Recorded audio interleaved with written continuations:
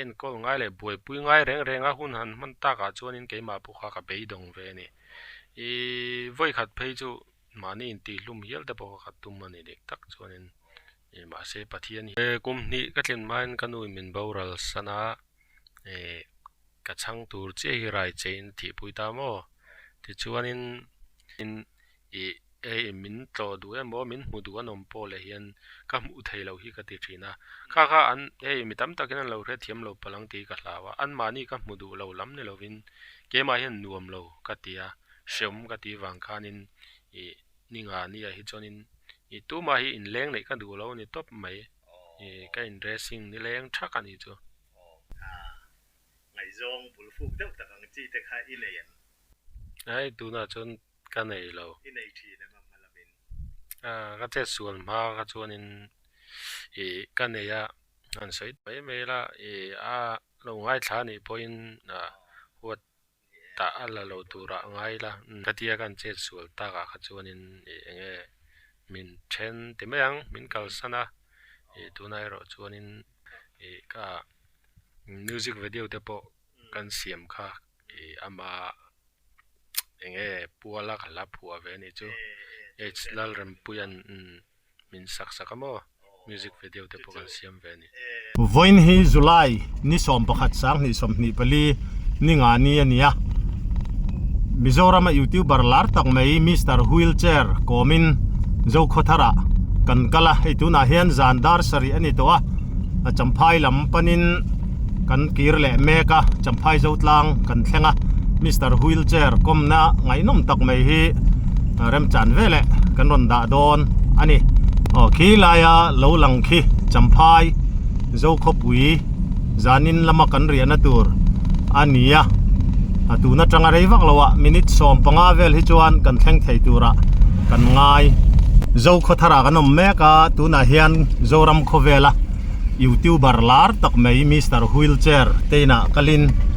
chanchin tlang puite an hriat om deuh te kan han zot dona ama hi tun ma tanga kan lo hriat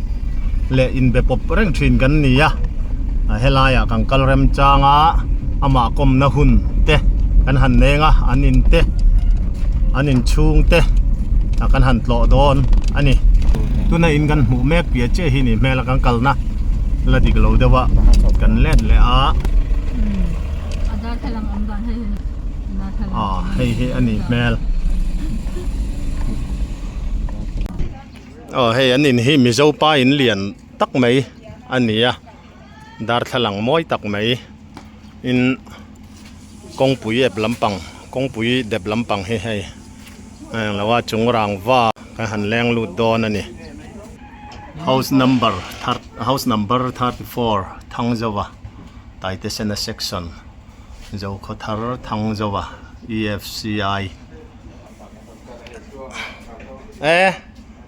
inin mu kan cha ka hei hei hi pa mi in lo che bai to mo hei hi apa ni a kan che bai ve nge ma kha Mr. Wheelchair u mo helaya hi thing step omata heng kan han chuk thanga helaya hian a room oma ain bol zo ain thiar zo ania hei kan han nge na ni na zau thakho mai hei a u mi ni nang anaw mo room lama oma hei kan hmu chak em kha ilawin bol zo to mo news lo edita upload za engtika upload dur nge lai ya mo ai khoi in che bai photang tia kanin mu ma hian an news tur te himin ron zota kan lo in feed to thina fel khop maya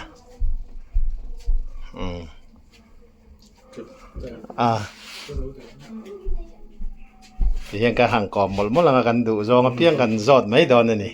poi lo tira tuna hian zoram khovela YouTuber Mr. Wheelchair tia fiat a YouTube entrin zo fa te jinga chuan hello kanom om lo ve ti mai tur ania heya bula kanom meka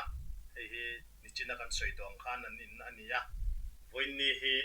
ama taksalama harsatna aneya wangin a in thiar ni te a in bual fai ni te ania hun binai routine nei thapa khosa ania keima ni min ngai poimo na wangin muchung po in apoi love kan tia interview na hun thatak mai min pe a lom thu kan soi tak me mewa Mr. Wheelchair nen hian chanchin bumi kan ni a du darsana te stringer kan ni awang thil thleng langsar deuh rampum huwa pangchi te minron kontekin hun engemaw chen atang khan ra la tangin kan loin battery na angai na tom khop me a phone vela kan hanin biak poin voin ya mai chan nge ya kan han muthei hi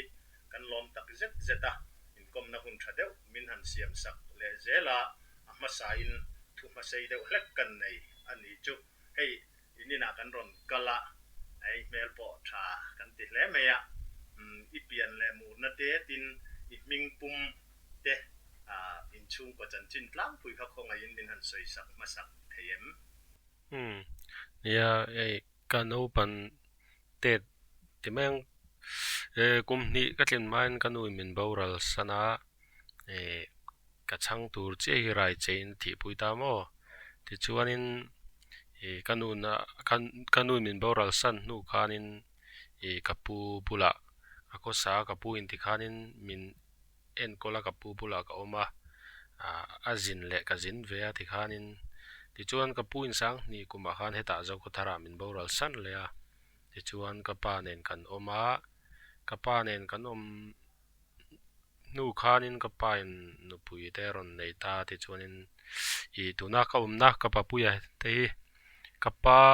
u chia ten ni ta an ni hian kan bula ron om phei ron tia ti chuanin an bula ka oma voini thlengin ti hianin an manin min en culture charani an fa ang tak takin ti hian clear shan na po nei lovin voini thlengin min en kola min buai pui ani iming kum le ipian ni le tha le kum kaming pum chu lal siam tharania October ni somni pa ni sangkha zakwa somkwa pakhata ka piang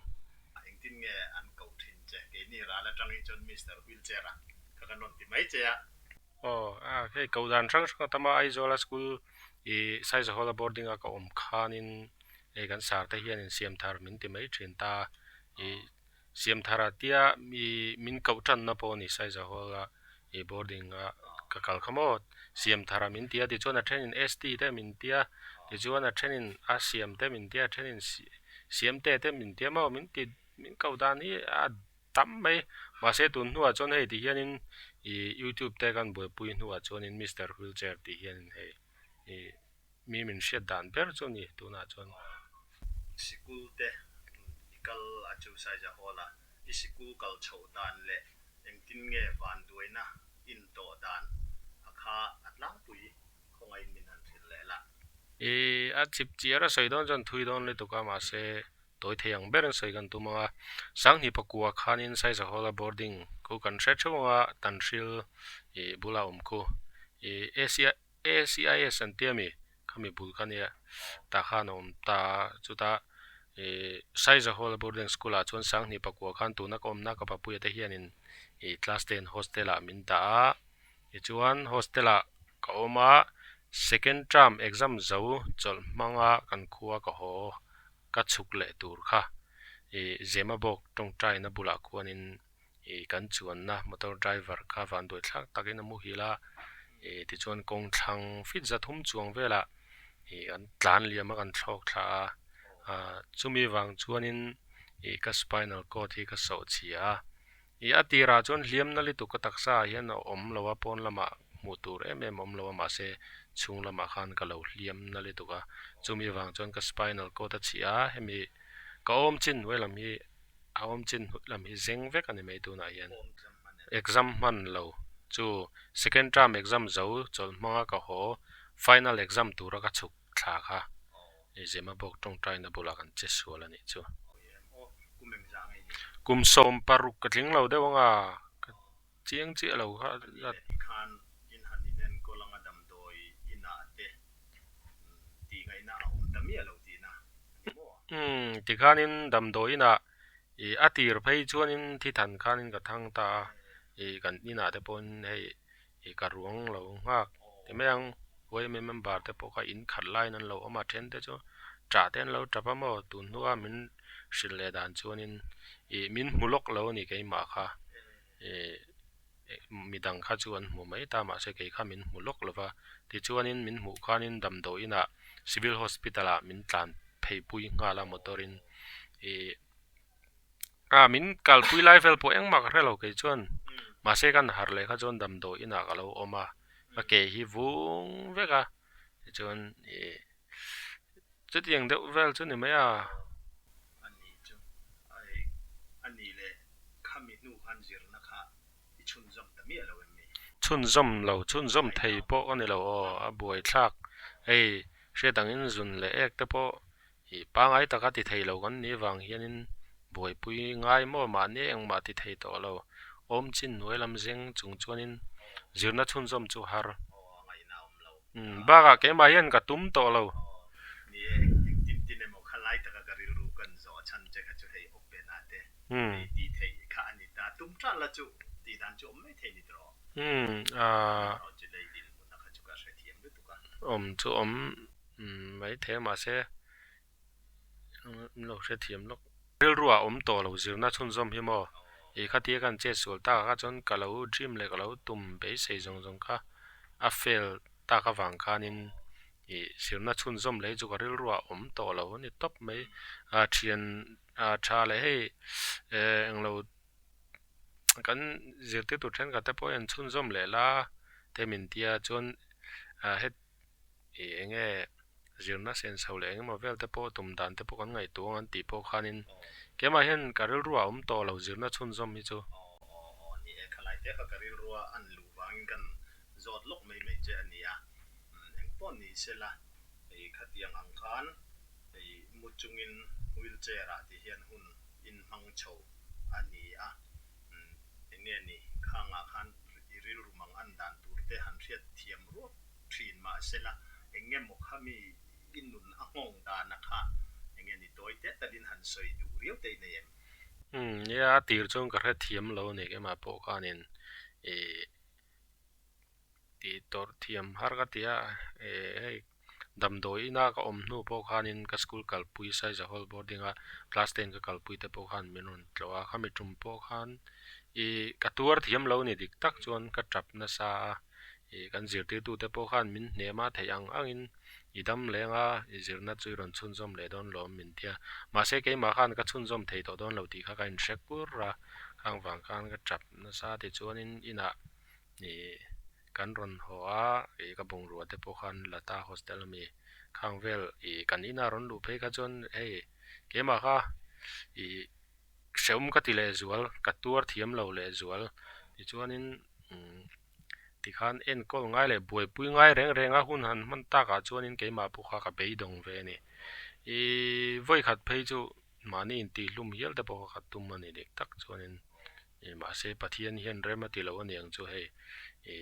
intihhlum lovin voin I thleng in ti hianin ama kong ina zara kala dam ve ram ani tuna ero chung khatiang du na le chak na po kha eng ma ka nei to lo kanun hi ain thla kan le thok ka ti mai atir kha chon ka re thiam lo ni dik tak chuanin ei tum te dream te kan lo nei ve ta khang zong kha mit khap kar lekin a fail ve ka chutiang te ni wang chuanin ka be dong ve ni hatir chon ka pom thiam lo ti top meng ni pom thiam ngaihnawm lo te ro ma ni to ka lei ro chua ril ru le taksa po awang lai ania I leina tom tak meu mewa ti chuan han ti tai la ti hun in mang chho ta thil lang chiang tak mai chu thei top chui ni chung te tan po tang kai tum ti kha alang reng mai ti chuan hei ru voin nia chuan Mizoram a youtuber lar ber pol in ni thei ta chulaya ikal konga he youtuber ni tura enge ni ibul chan dan tele Harsatna to ang chi te khát tiếng ang kha anh ti kuma trangin nghe ilau ti trần ti te kha min han thil le thuốc thei la akum za chi kalau chin chi alova ka ti tran na chu rei to a ma se voi khat na khan ka hlotling mai lo ta a YouTube patang hian poisa lak lu thei ti ai zola ka thian te khan min shrilan ming chu soi kher lo tai la an lo du lo pal takin YouTube pi siam vero poisa lak lu thei nia min ron tia ka pe lo yang ma talen ka nei ve si lo ka hlotling chuang lawang ka tia engma ka ngai sak lem lawa ma se min ti zel ta ka chonin kan siam ve ma se khang lai chon engma Mizoram po kanin channel siam dan le nge monetize dan ti vel po ka en tur po ka om po kala hello ti chonin kan siam ve a an dan le sai po ka engma ka hello ani ti kan siam du ka da ar kalum lai te khala unia ar te ka fula ar sual we khang ar sual ar in sual video te kha ka da mia ma se an lo phal si lo strike te kha ka to ka strike om zia po eng ma ka hello ti khanin kan ti chho zela kan tui ve deu ta subscriber sing khatvel kan nei khanin whatsoever te po ka thlin ani ngai zat kha monetize thei an tia monetize kan tum kha thei reng lo achan chu andan le sai pakhat ma ka zom lo wangin du ka da wang khanin monetize thei lawa voi thum nge voi li ka ria su lo chuan monetize kha apply ni min pom sak chuang lo voi li na po khanin ma se ta chon ka beidong du chuang lawa channel dang ama ka channel kha chu du ming ka vuwa mo achang le ka thla ka ma se khatia voi li na po min pom sak du tak lo ka chon beidong du lovin channel dang enge siamila thang ti kha ka ngai to ta karil ruwa khan Mr. Wheelchair official channel ti kha ron oma ti chuan Mr. Wheelchair official channel ti kha kan siamani achan chu sang ni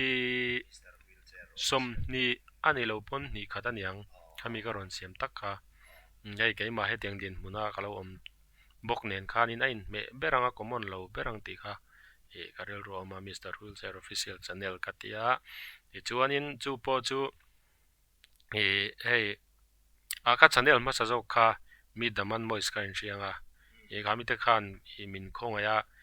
min shout out sakta ni subscriber po ka pung ve ni ma se ka monetize thei ta ka chon ka ti chetop ta an mani chunga po khan hei channel kal tlang in lom tu ka soya ti chuan kami nuwa khanin Mr. Wheelchair kan siam le kha monetize thei hun ka lo thleng ta subscriber po ka sing chuang ka nei le ta monetize kan apply le YouTube lam kha min pom sak du chuang lo kamang ang ve ni ka ti chi ni lo ni ka tluang lo mai ti te po kharil ruwa om ve ni ma se ka beidong du chuang lova barmaram buai kha aron tan ta ni Burma haron buai ta nge molei du tak mo kan tia Burma news ka thiam lovin kan chiar tak he mai ni soi sel na te po ka tok na sa ma se ka beidong du lo ti khan Burma news ka kan chiar chara thlakhan nuwa khanin monetize ka apply le theita kan apply ka to pa cho min pom sakta ni khata tang khanin hei weini thlengin eng ma buina le Harsatna tok lovin ka kal chho chara ni hei pathian khong ena le mi te min khongai na zara ti khani zona ka chang emo change ngaihnawm le me Harsatna nei lo tok na sa beidong lowa ti tang te pathianin apui thin ti kha chiang le in ka hria tong moi lo ni lo sela ni ram tui le lowa om chungin khumatangin ti meila dot po ani lawanga mu chungin helaya Mizoram khovela mi pui tang takte bengwar na min thlena atangkai tak meu katia Mr. Wheelchair official atang hian thil thleng kan lo hriat zung pha thei ania mi pui te poin adin hunte kan muin kan hria a thei in subscribe te like te le comments te po hi kan war sak de wa kha kan ta na heklova phone kan mana YouTube kan khoi ni chuan chu voi ne hian karil ru le thin lung takin kan ngen pui duwa veka atum ru na te kha angai sa nom hlein ka hria chu kan soi te du alok du ani inkom kan ni poka tu te mo interview ang devin in ti thut te ang ei email po achemi alo me ya itlei ro lai te pon ngai zong bial nu te po in ei nge in karinga vanduaina Harsatna ito ma te po in emo Vawiin ni thleng hen khalama khan nge ni ngai zong bulfuk deuh takang chi te kha in ei ai tu na chon ka nei lo in ei thi na ma malamin ka te sual ma ka chuanin ka nei a an sei me la lo ngai thla ni point huat ta ala lo tura ngai la ka te sual ma ka chuan ka nei ve a ma se ka tia kan che sual ta ka chuanin enge min then ti meang min kal sana tu nai ro chuanin pasal fanau nei nom to ming chu sei kher lo wila thala wa an khuwa te po sei lo wila foreign lama te po om dai thei tu na chuan ni we sa ka music video te po kan siam kha ama enge puala kala phua ve ni chu lal ram puyan min sak mo music video te po kan siam ve ni a video kha a clip kha heta da tel turin min pe theyang em marem chang em nei du ta chon thei te re pui pon kan ngai thla cha ka lo mi la phua kha thin lung in luang liam la ya kha ne kha lai tak kan zo che kha chu zo na om lo te po mi pui la min lo ti sang mei theya ama ya ro chu hei han ti le zeli la rual pan lo kan han ti pian phung rual pan lo mi rin lo tak te po hian enge ni chung lam ran ruat ani chuan pui pasal te pon nei thowa chung te po chu enge khalama handil ru ipuchin to ngai soi thiam a rai ye tiang din muna han din ta ka te chon ei tu nai ro chon pathian in ei enkol tu fel tak min pe a chi na tirlama ka soyang ka nei ka naw te yen min ngai saka an ma ni pian puyang tak hian tu te mai po hian min enkola ei min huang hianin ma ni point kan her thei lo ta hun bin ya her zel hi ngai ta ni chuti lo chon kan taksa hi a chak to lo ta lo zen vek ta kha chonin betsor te kan nei ma em ani betsor kan nei chonin a kum tel te ngai thin ani dam nan kan mo enge mo ni sum le pai sen lo ngai a en kol na khana bui thak em ma chu wang chuan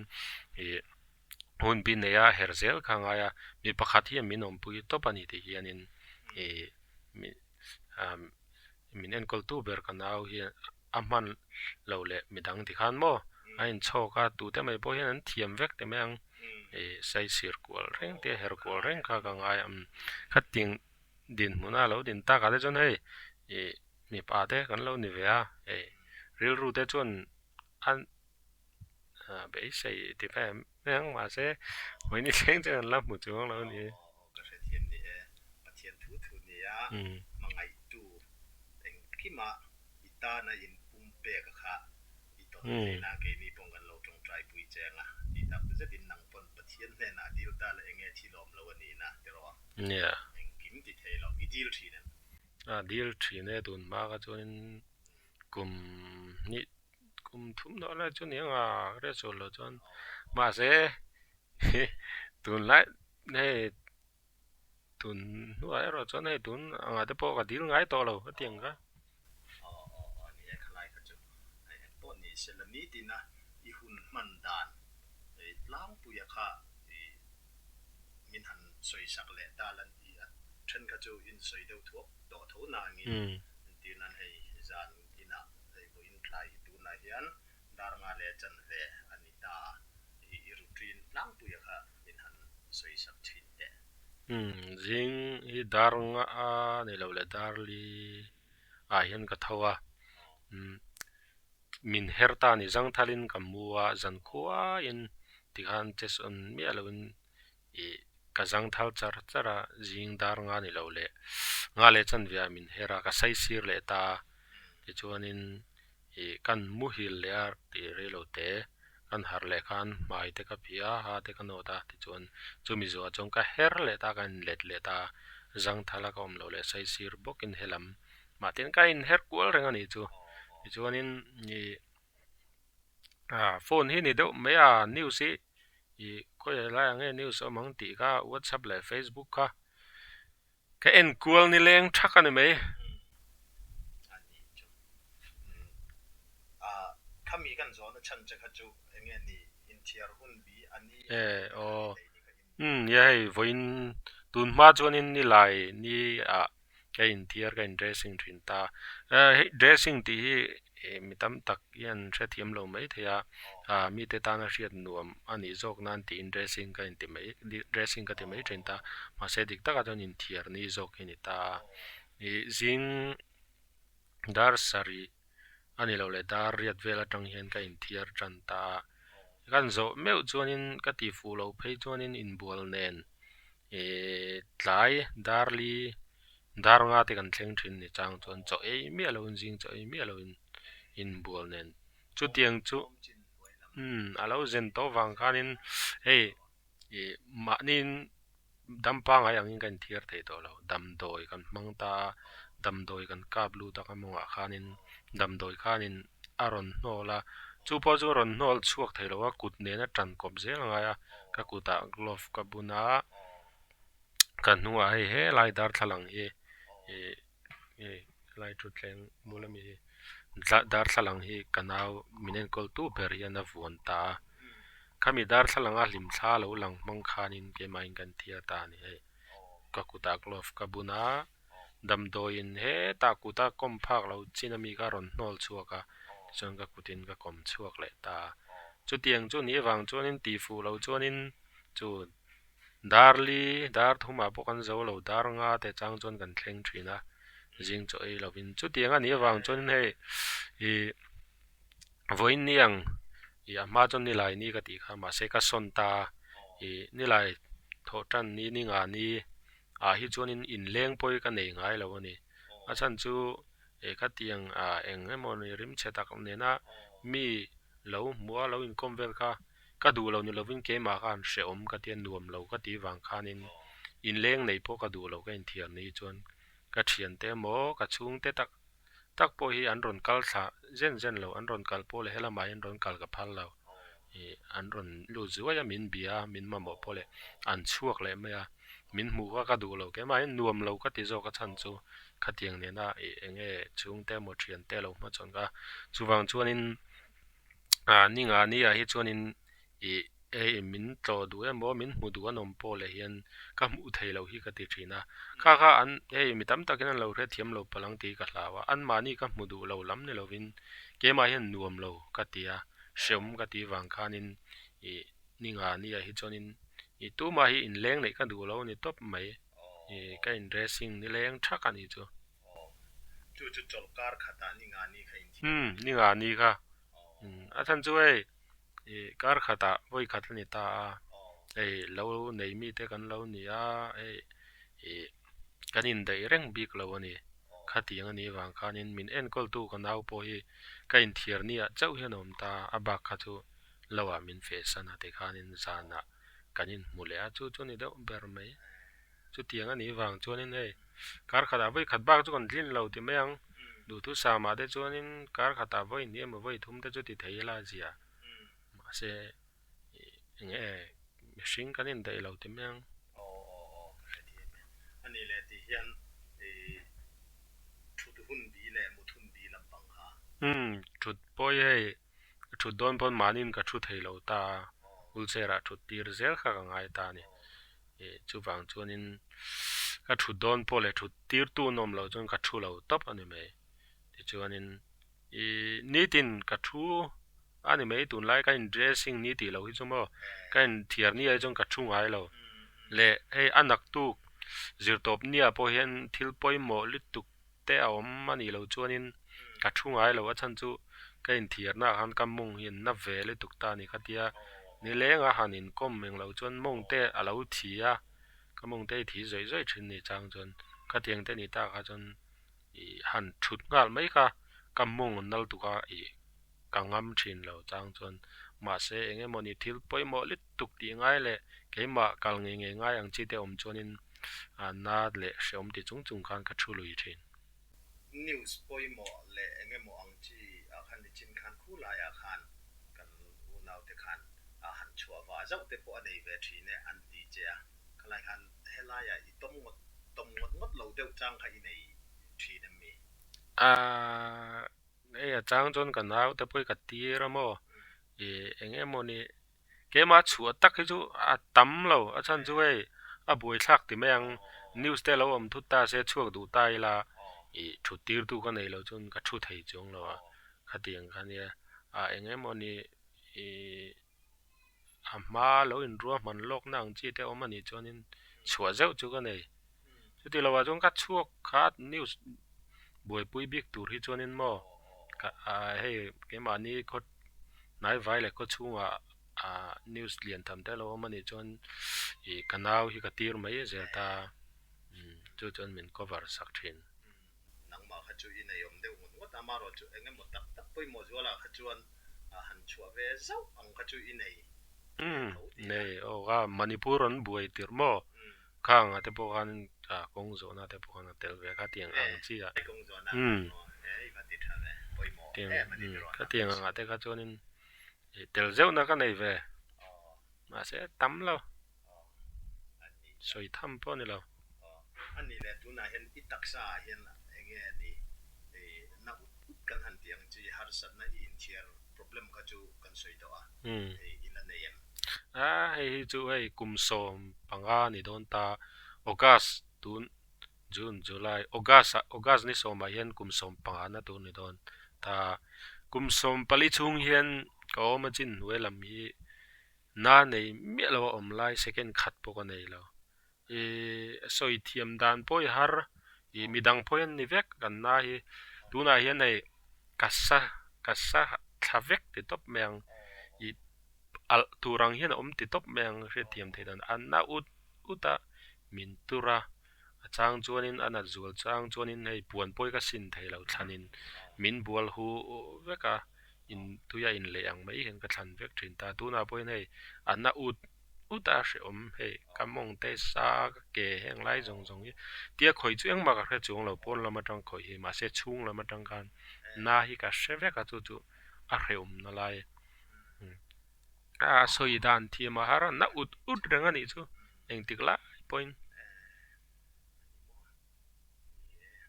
chon hei lo en tu ten hria thiam lo takin hei nga tinge kor te hak lo wa ti te po om theya hei khuma ka mut hianin kor hi ka ha thei lo ka ha du lo po ni lovin ke mala ma enga ni problem o ma wang khanin ka halo ka ni ti ka min lo hria sak don ne chu wang so ka ni eng po ni se la kan soi zo thei tak lo mai theya hei koi ne hun tak me min pe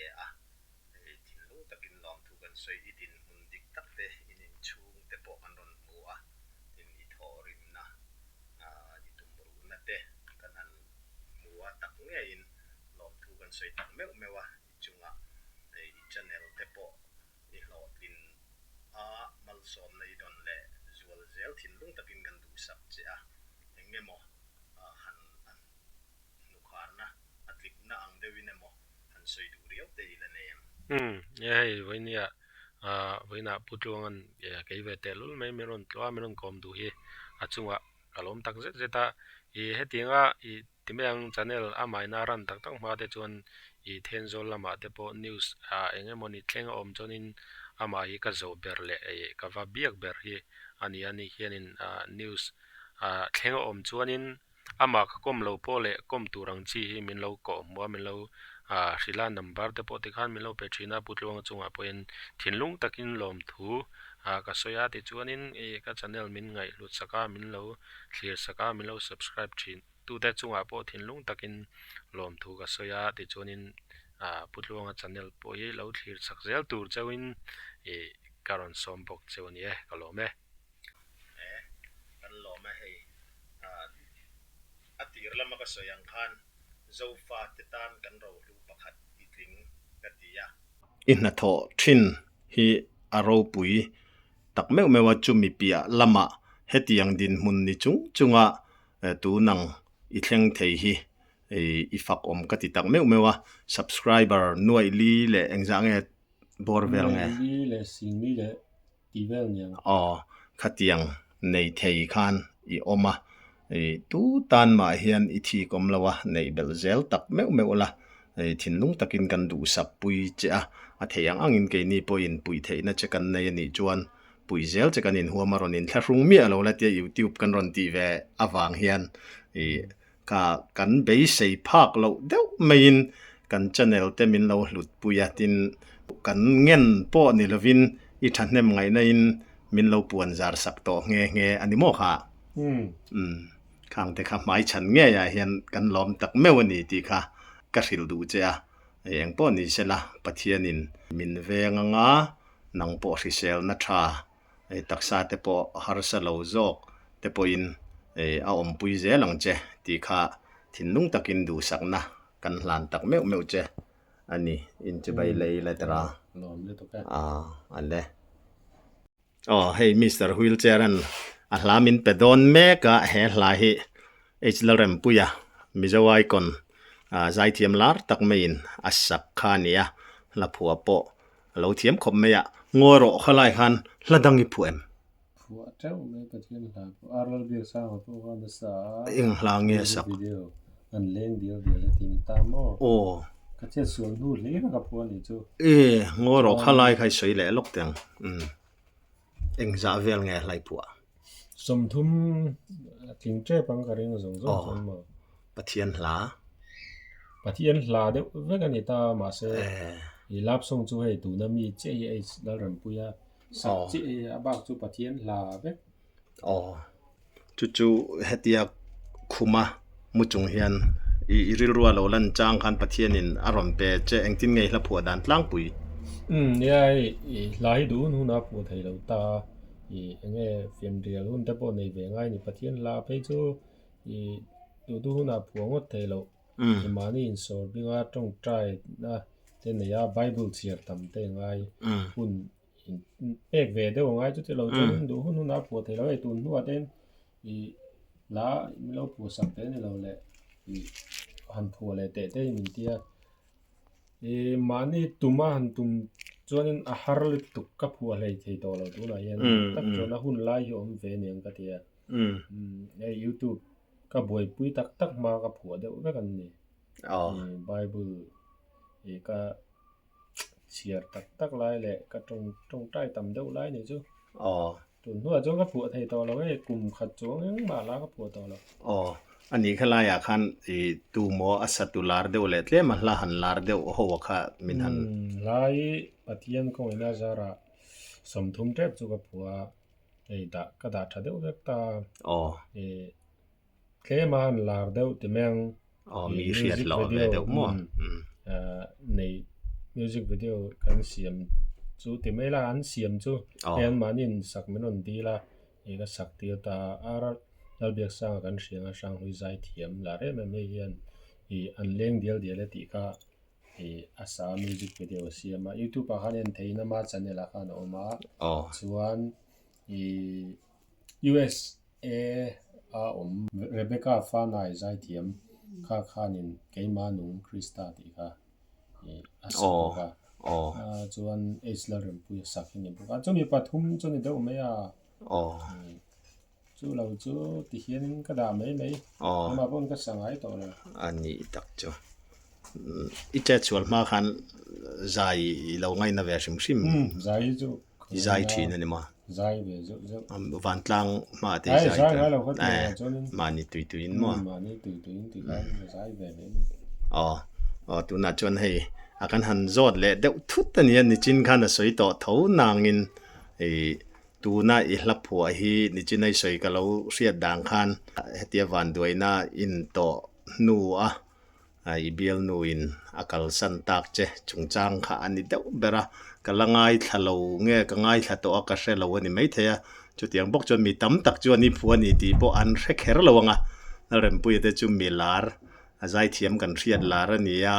i hla chu mi tam takin an lo ngai thla to in garinga i phu ati hrelovin nangman ilangai tha fo thinem ilung len chang te ngay thằng ấy rồi cái mà đi iriru na deu me na po lewin lap pu cái mà lap pu le cái giải yang gì đây cái ngay thằng ấy rồi thì anh giải lại cái đủ tốc mấy anh yang gì đây cái giật thì mấy anh cái máy cái channel cái bôi hay cái mà hria tan ngày sau trong cái trung tâm này cũng cái giật thì nó mấy anh ni mo cái mà giải thấy chứ cái đủ là cái chuyện đấy mi phim nan tập mà giải cái play down cho thì là chọn cú va mình khi lại ngay thì chỉ đến nó mình phim chuyện ta cái mà giải yang chỉ chung ngày khác lại cái đủ ngay là cái giật anh ni chung ngồi te Messi po ha Lionel Messi mo football star lar po hatun na ya chanchin an sein na TV o cái interview hi ka en ngai lo ka zak atitlat ve bokani mis khovela milar khatiang kha om thei deu ni tro kha ka ni tak tak ani min kom nang chi te poi mo cái hen zak ka ni tak tun tum chi lo nang chu tra eng pon ni sela kha i hlapua moi tak mai kan tianga moi don ti ka hre chianga he kan channel tu zong ten thin lunga adin muna inda a chan ang chang rilru inda khan tuna kan za fine lo ngai tha ila Mr. Wheelchair rana apu chan te kha kan soi to a ilo ngai tha te ang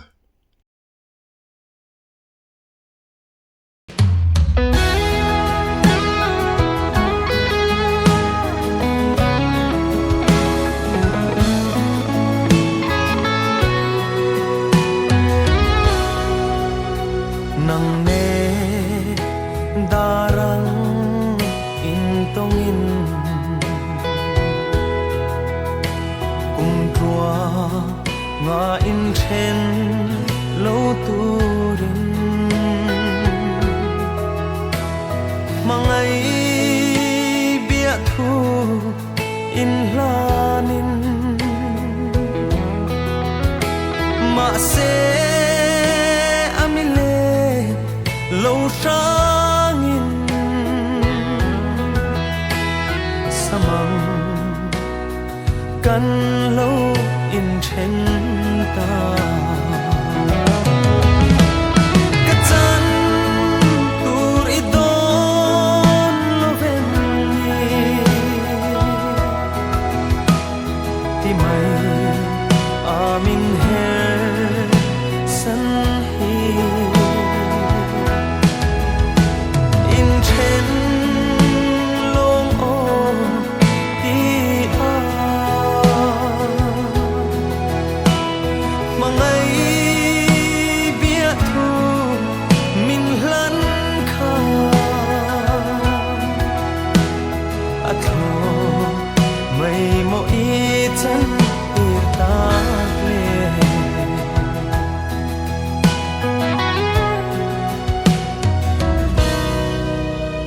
kan su nu ka fan sangin nang ai azwan le trine nang nen tu dang ngai lova kan len atla le mual te tra na mayan chang ta si a ka chan tur I don lo ven ni ti mai amin her san hi in then long o ti a mangai bia thu min hlan kha atho mai mo I chan tu ta le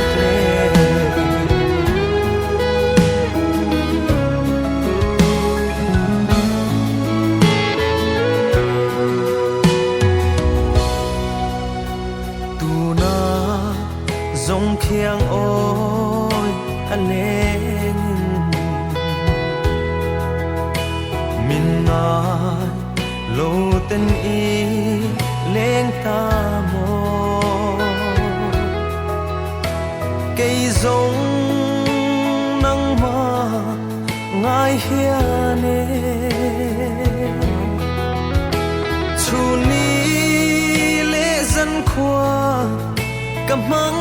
thi ni har mange di hui katan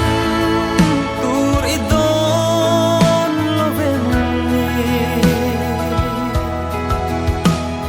ti mai amin her san hi in chen long o ti a mangai bia thu min hlan kha a tho mai mo i chan ti ta le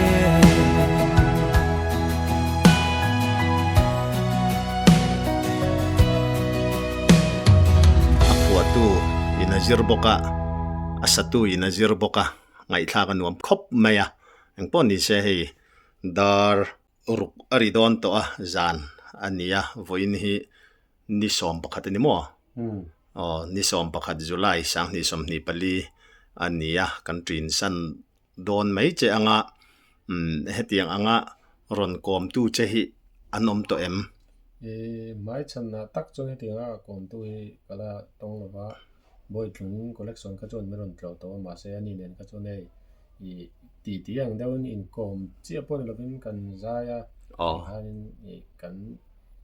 ti ani do ber maya he tinga interview in kom pa ai tak chu